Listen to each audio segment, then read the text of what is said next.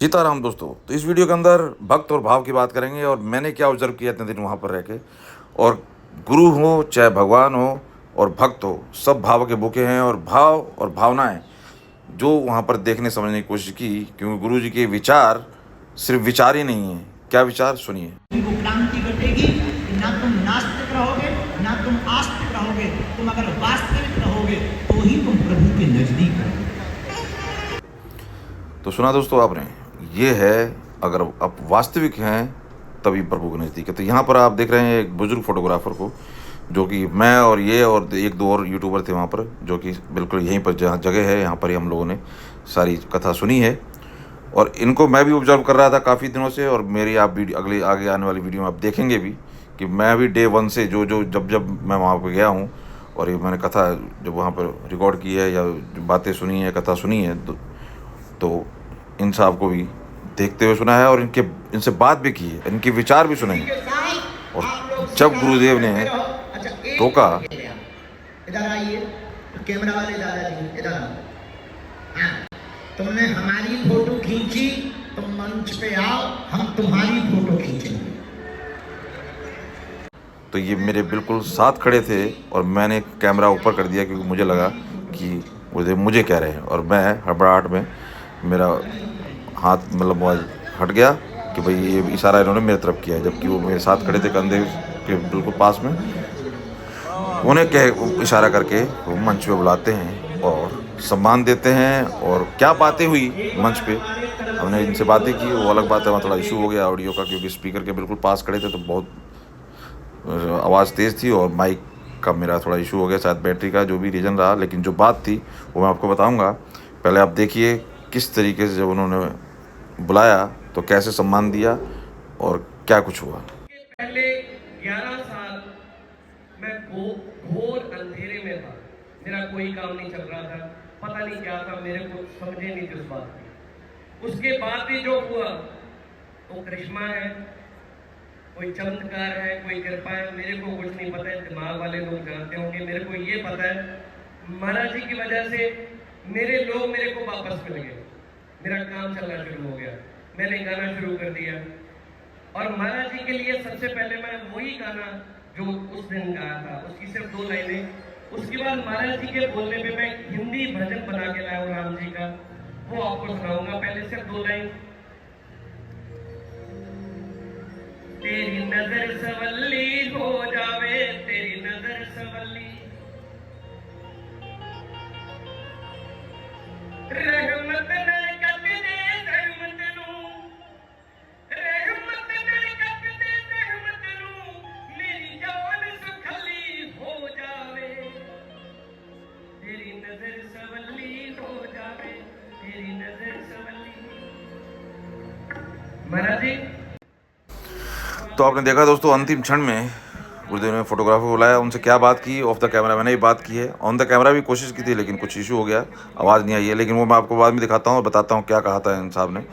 लेकिन आप देखिए, लोग वहाँ फोटोग्राफर की कोई कमी नहीं, हर कोई, कैमरामैन भी बहुत सारे हैं, फोटोग्राफर भी बहुत सारे हैं, सब अपने अपने हिसाब से अपने अपने जो भी जिसके साथ जुड़ा हुआ है, जो भी कंपनी है, कभी कोई बागेश्वर धाम से है, कोई संस्कार से है, कोई और भी अदर, तो सब अपनी तरफ से कैमरामैन की कोई कमी थी। लेकिन इनके ऊपर इनकी नज़र क्यों गई, और मेरी भी आप देखेंगे 5 दिन जो कथा हुई है, मैंने भी बीच बीच में इस चीज़ को ऑब्जर्व किया है। और मेरे कहने की जरूरत नहीं है, जब आप मेरा आगे वीडियो देखेंगे तो आपको समझ में आ जाएगा कि बाकी ये चीज़ें मैं भी ऑब्जर्व कर रहा था। और यही चीज़ें हैं भाव को देखने की कोशिश।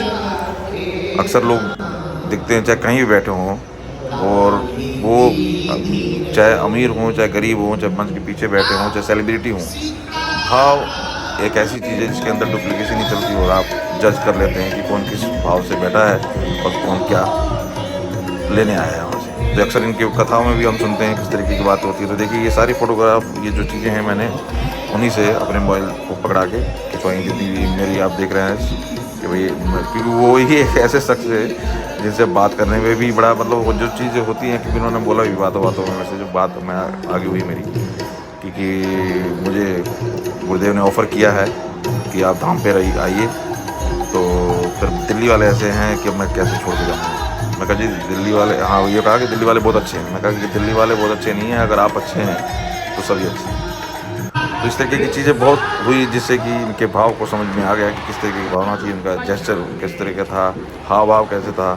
क्योंकि बहुत सी चीज़ें हैं, बॉडी लैंग्वेज भी बहुत बड़ी चीज़ होती है, और ये सारी चीज़ों को गुरुदेव जहाँ बैठे हैं उस ऊंचाई के ऊपर, ठीक है ज़रूर लास्ट में जो बिल्कुल पीछे है वो ना दिखाई दे, क्योंकि आँखों की भी एक लिमिट होती है, लेकिन जितने भी आसपास हैं देखिए सबके भाव हाव भाव पूरी तरीके से समझ में आ सकते हैं। आप देख सकते हैं यहाँ तीनों चारों लोग सुन रहे हैं, श्रवण कर रहे हैं कथा को, जो उस टाइम जो बात उन्होंने बोली है, लेकिन आप देखिए किस तरीके के भाव भावनाएं और किस तरीके के जो बॉडी लैंग्वेज है देखिए।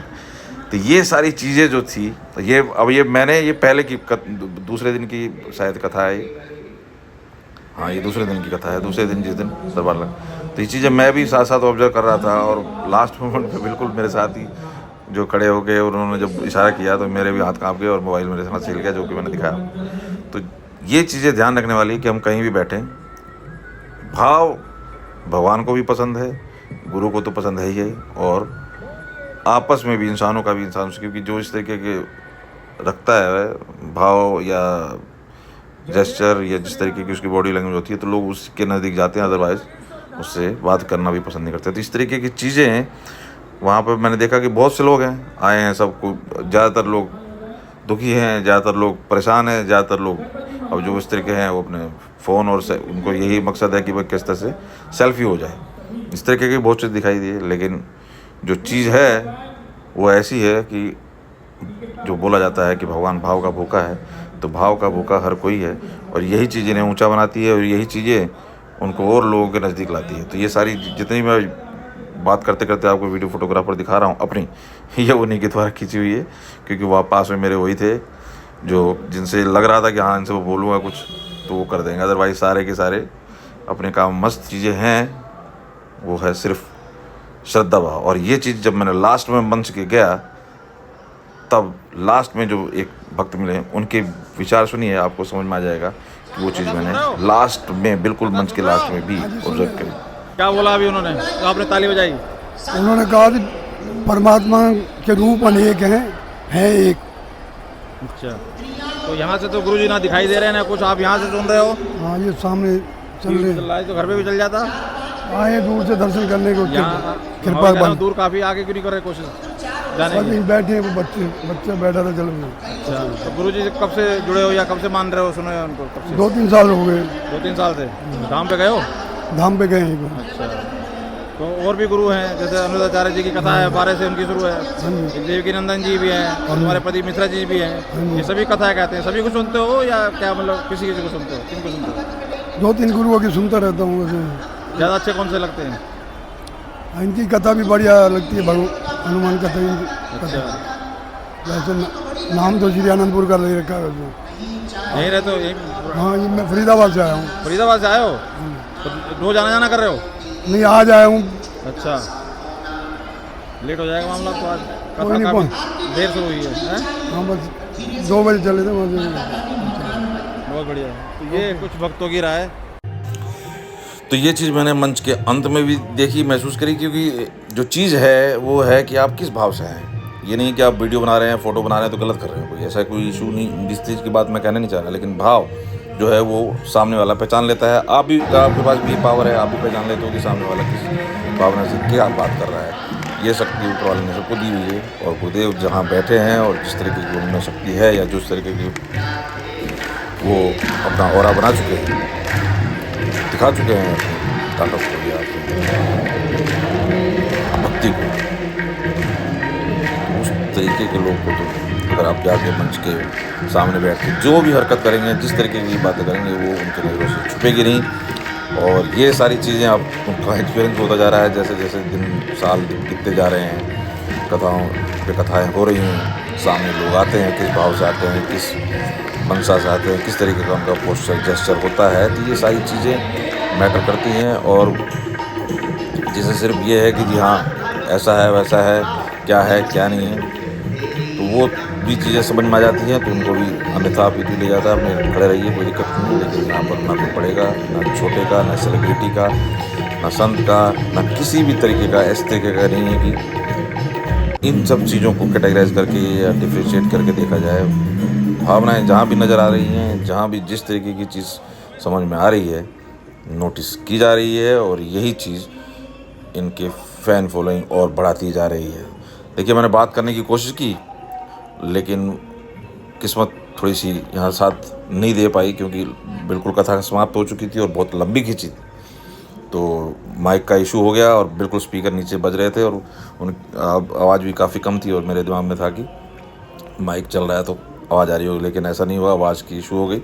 लेकिन जो बात हुई कि भाई मंच पे आपको बुलाया, क्या कहा गुरुदेव ने? तो कहा कि भाई आप काफ़ी मतलब श्रद्धा भाव से करते हुए नज़र आ रहे हैं, आप बुजुर्ग हैं, आप क्यों नहीं हमारे धाम पे आ जाइए और धाम पे हमारे साथ काम कीजिए। तो इस तरीके की बातें कही। तो उन्होंने कहा जब मैं इस उम्र में कहाँ जाऊँगा और दिल्ली वाले बड़े ही प्यारे हैं। तो मैंने कहा कि भाई दिल्ली वाले प्यारे नहीं हैं, आप प्यारे हैं तो सब प्यारे हैं। तो बात वो भी उन्होंने हाथ जोड़ा जैसे अभी जोड़ा। तो इस तरीके की चीज़ें हुई। तो मतलब मंच के ऊपर इस तरीके की बात हुई थी कि उन्होंने ऑब्ज़र्व किया कि ये वाकई ही ईमानदारी से जो पहले लाइन बोली गई थी वीडियो के स्टार्ट में, याद आया आपको? जी हाँ, अगर आप वास्तविक रहोगे तो प्रभु के नज़दीक रहोगे। तो मतलब जो सच्चाई है, रियलिटी है, आप बनावटी करते हैं, ये भाव और भंगियाएँ और इस तरीके की चीज़ें, श्रद्धा भाव आप बनावटी नहीं कर सकते। दिख जाता है सामने वाले को कौन किस इंटेंशन से, किस भावना से आया हुआ है। तो यही कुछ विषय बातें हुई थी। बाकी पुलिस डिपार्टमेंट की तरफ से फोटोग्राफी कर रहे थे और कह रहे थे कि काफ़ी मुझे इस तरीके की लाइन में आपको समझ सकते हैं कि कई बार लोग किस तरीके ऑफ़र करते हैं कि हमारा ये केस है, वो केस है, आप ये प्रूफ कर दीजिए। तो इस तरीके की चीज़ें ऑफ द कैमरा हुई। तो लेकिन ये भावनाएं कि मैं जो बात करना चाह रहा हूँ उस चीज़ को गुरुदेव उजागर करते हैं। अगर आप मंच पे हैं, कहीं भी हैं, अगर आपकी भावना सही हैं तो अवश्य नोटिस करेंगे, आज नहीं तो कल करेंगे। और वही चीज़ भगवान की भी है। भगवान भी एक साथ पूरी दुनिया की नहीं सुनता, जैसे जैसे नंबर लगता है सबको वो सबकी सुनते हैं। तभी ये विश्वास ही है जिस पे दुनिया टिकी हुई है और चल रहा है। तो आप अपनी भावनाएं क्या हैं, आपकी श्रद्धा क्या है, उस चीज़ का ज़्यादा मैटर करता है इस चीज़ के अंदर। बाकी लोग हर तरीके के हैं और गुरुदेव इन चीज़ों को इस टाइम ऑब्ज़र्व करने में किसी तरीके की कोई कमी छोड़ नहीं सकते, क्योंकि जहाँ पे वो बैठे हैं। तो ये थी वो बात जो आप गए, आप गए वहाँ पर 3-6 दिन। और मैं तो काफ़ी कथाओं में जा चुका हूँ। मैंने IP एक्सटेंशन से इनकी कथाएं फॉलो करनी स्टार्ट की हैं। तो IP के बाद CBD ग्राउंड जो मेरे के पास, फिर उसके बाद खादर, यमुना खादर, फिर अब ये हुई है और कुरुक्षेत्र भी होया है एक बार।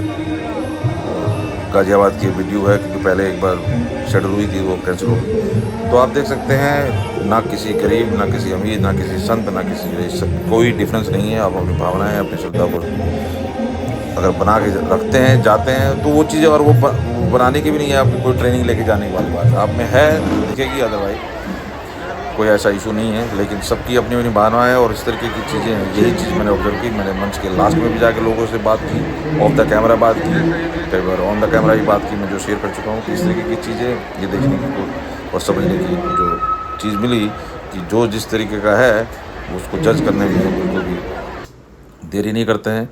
और लोग इसी आस उम्मीद में, इनके जो कथाओं में भीड़, इनके दरबार में तो उससे भी ज़्यादा भीड़ नज़र आने का कारण मुझे समझ में आती है। निद्राचार्य जी भी कल आ चुके हैं, लेकिन अब परसों डे 1 लास्ट, जब लास्ट कथा हुई है, तब से बारिश का वो आलम है कि पूछिए मत।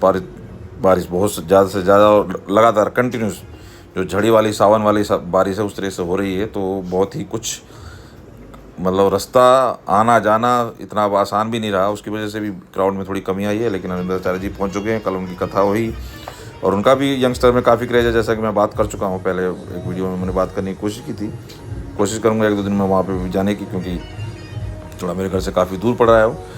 और वो सारी चीज़ें और ये बारिश और ट्रैफिक, सब चीज़ें उस चीज़ को और सोचने मजबूर करती है कि किस तरह से कैसे जाया जाए। लेकिन ये चीज़ें इस वीडियो के अंदर मैंने ऑब्जर्व की। आप कहेंगे आप गए तो क्या आपने पाया, क्या खोया, और आप मेरी बात से कहाँ तक सहमत हैं और क्या विचार रखते हैं, जरूर कमेंट करके बताइएगा। कोशिश करेंगे जो आसपास की कथाएं उनको कवर करने की, लोगों से बात करेंगे, क्योंकि जेट सिक्योरिटी मिली हुई है, तो थोड़ा सा सिक्योरिटी का इतना हाई लेवल है यहाँ पे कि इतना ईजी हो नहीं पाता उनके करीब या इस तरह से मंच पर जाके जाना और शूट करना, क्योंकि ये एक संस्कार टीवी का या जो भी कह लीजिए उनका कॉपीराइट का भी इशू है। बहुत सी चीज़ें साथ साथ पैरेलली चलती हैं। लेकिन क्योंकि हम लोग कोई कहने को कुछ भी कहे, लेकिन अब भावना ये है कि हम भी इनको ज़्यादा से ज़्यादा लोगों से विचार जाने, बात करें, और इनकी जो इच्छा है या इनका जो ये मिशन है हिंदू को एक करने का, उसमें अपना योगदान दें। बहुत बहुत धन्यवाद। वीडियो पसंद आई हो तो लाइक शेयर जरूर कीजिएगा। बहुत बहुत धन्यवाद।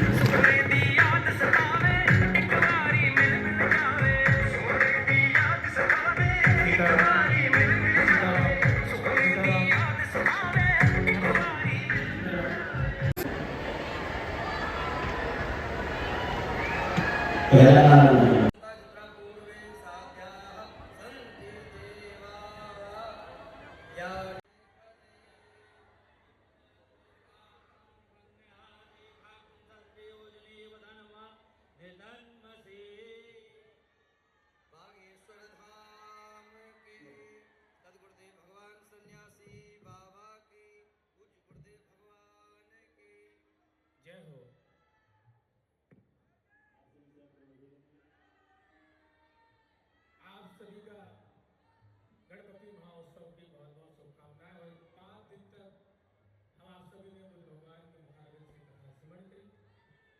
मुख्य खान परिवार एवं श्री राकेश बिंदल जी हमारे बीच में मौजूद हैं।